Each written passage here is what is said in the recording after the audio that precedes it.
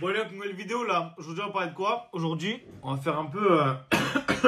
Oula je m'étouffe. En même temps j'éteins l'ordi parce que juste avant j'ai fait une vidéo. J'espère ouais les vidéos vous plaisent en ce moment là. Je suis un peu moins de vues mais bon c'est pas grave, on est là. On est quand même là. Donc ouais, je vais parler de quoi? Je vais faire un peu un comparatif entre genre est-ce qu'il faut être un collectionneur ou est-ce qu'il faut être un investisseur? C'est quoi le mieux? C'est quoi qui rapporte le plus? Qu'est-ce qui est le mieux à faire en général? On va répondre à ça tout de suite. Donc ouais, c'est quoi le mieux entre investir dans Pokémon ou collectionner Pokémon? Et ben honnêtement, je pense qu'il n'y a pas vraiment de réponse. C'est vraiment en fait, faites-vous ce que vous kiffez. Voilà, faites ce que vous kiffez. Tant que vous n'êtes pas dans le scalping, machin, tous les trucs. Vraiment, faites ce que vous voulez en fait. Il n'y a pas un mec qui est là, qui arrache des coffrets à des gosses dans les carrefours. Ouais, j'ai un pote. C'était pour quoi déjà? Pour célébration. C'était Auchan, ouverture. Tout le monde arrive, célébration, c'était quand le jour de célébration? Ça devait être genre mi-octobre, un truc comme ça. Hop, il y a une daronne, elle va avec son gosse. Hop, le gosse il prend un coffret. Et il y a un daron, il chope le coffret du gosse. Et genre la daronne elle s'embrouille avec le mec. Et finalement le mec il a quand même gardé le coffret. Enfin bref, faites pas ça. Enfin prenez pas des chariots non plus de trucs. Enfin calmez-vous, tu vois, c'est des cartes Pokémon. Prenez-en quand même, mais laissez-en quand même aussi aux autres. Et surtout aux gosses, voilà. Du coup le mec là qui arrache un coffre au gosse. Je sais pas qui c'est, mais lui, il faudrait le choper par le col. Donc, voilà, c'est quoi le mieux entre investir et collectionner? Je l'ai déjà dit, mais du coup, c'est un peu pareil, en fait. C'est un peu pareil. Et il n'y a pas de mal à faire l'un qui est mélangé à l'autre. Il n'y a pas de mal à garder du scellé parce que ça vous plaît. Et il n'y a pas de mal à dire, ok, je prends cet item scellé parce qu'il va prendre en valeur. Enfin, vraiment, faut se calmer, en fait. Faut se calmer, faut pas se dire, oui, ce mec-là, il garde sa collection. Oh, vous faites ce que vous voulez. Et moi, je vous parle un peu de mon cas. Moi, c'est un peu un mélange des deux, en fait. Moi, si je prends des items, genre des items, ils me plaisent, et ben je les garde. Et genre, je les garde scellés. Et en plus, je me dis, putain, en plus, ils montent en valeur. Ben, en plus, ben super alors. Du coup, je collectionne un peu. Enfin, en fait, c'est un mélange des deux. Il n'y a pas vraiment une frontière. C'est un peu un continuum, en fait. Peut-être, t'as des gens, ils vont être... Par exemple, on va dire que là, c'est le max de l'investissement. Là, c'est le max du collectionneur. Là, c'est le zéro. Là, c'est le zéro aussi. Et bien, en fait, t'auras pas un mec qui sera genre toujours comme ça ou toujours comme ça. En fait, ça va plus être hop comme ça ou peut-être les deux super hauts, ou peut-être les deux super bas. Enfin, en fait, c'est un mélange de deux choses. Et vraiment, je vais vous dire un truc qui est fou. Mais je pense qu'il y a plein de gens, ils vont se dire, mais non, mais comment on pense comme ça? Il y a des gens, leur kiff aux gens, c'est de gagner de l'argent. Il y a des gens, leur kiff, c'est vraiment... Ils achètent un truc, ça prend en valeur, ils sont heureux. Ils sont heureux. Mais tu peux pas leur enlever ça. S'ils sont heureux de faire ça, ben laisse-les faire ça, tu vois.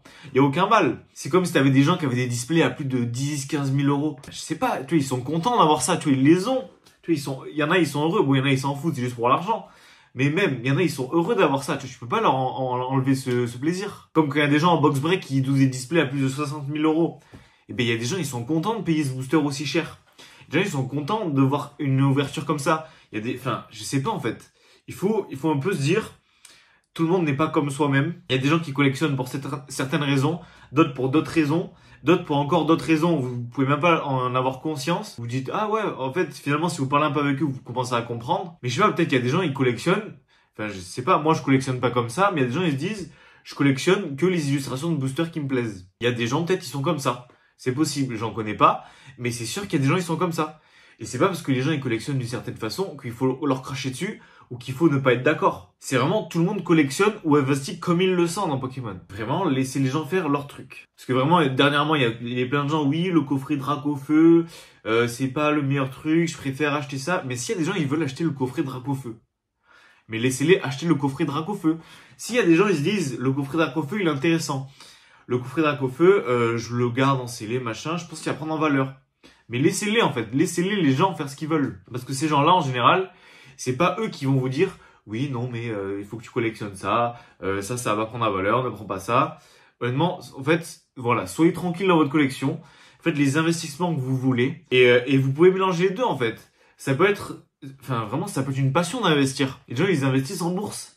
Il y en a c'est leur kiff. C'est leur kiff de faire comme ça.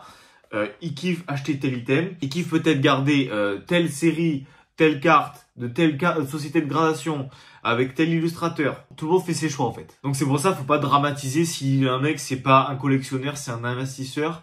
En fait, vous savez pas, peut-être c'est un mec qui est passionné, c'est un mec qui est passionné de l'investissement et il se retrouve dans Pokémon. C'est possible aussi. Il y a des gens, peut-être, ils kiffent Pokémon et finalement, en fait, ils se retrouvent indirectement dans l'investissement parce qu'en fait, ils kiffent Pokémon, ils savent vraiment quels items vont performer parce que ça fait longtemps qu'ils sont là. Ils disent, ok, j'achète ça c'est intéressant. Et finalement, ils investissent indirectement. C'est pour ça, je pense, dans Pokémon, de toute façon, l'argent est lié, dans tous les cas. Quoi que vous fassiez, si vous achetez du Pokémon, forcément, c'est une valeur financière.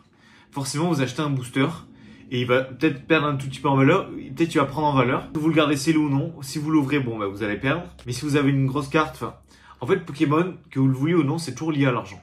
Maintenant, Pokémon, c'est terminé. Pokémon, on est rentré dans un truc, ou peut-être avant, oui, avant la hype, machin, oui, ça valait un peu d'argent, mais c'était pas trop connu. Il y avait beaucoup moins de gens dans ça. Enfin, c'était un peu moins connoté investissement. Mais maintenant, que vous le vouliez ou non, vous achetez des boosters. Si vous les ouvrez pas, vous les gardez en scellé, c'est de l'investissement. C'est une forme d'investissement. C'est parce qu'en fait, ça le prend. Parce qu'un investissement, ça peut monter, ça peut descendre.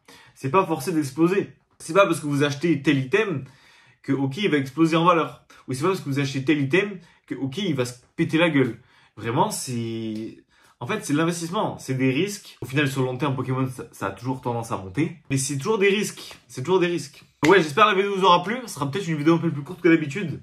Mais c'était vraiment pour dire, enfin un peu pour dédramatiser le truc. Oui, investisseurs, collectionneurs, machin.